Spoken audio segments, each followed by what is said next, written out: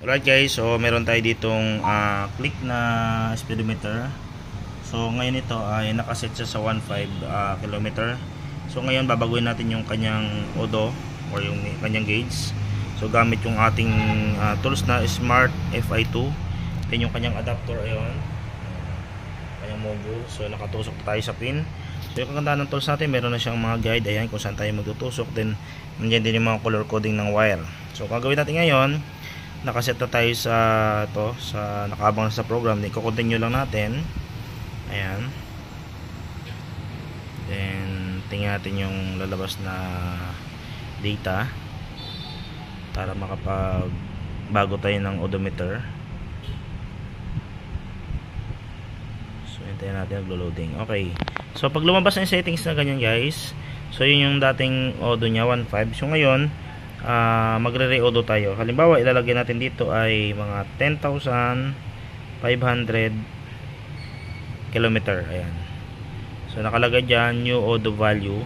So meron siya ditong right kilometer. Okay, i-write natin. Ayan. Then okay. Odo data. Alright.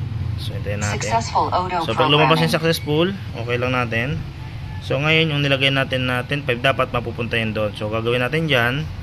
Ayun. So ito pala guys ay Bluetooth type. Ayan, naka-Bluetooth siya doon sa kanyang module. So pag i-read naman natin, click natin tong read kilometer. Ayan.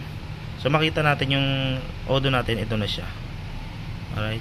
So nare-odo na siya gamit yung ating Smart FI2. So kaganda nito guys, kumpleto yung ating tools mula sa keyless, ABS, diagnose, remap, odometer at mga sensor tester, kumpleto sa ang ating Smart FI2. Okay, so ganoon lang guys.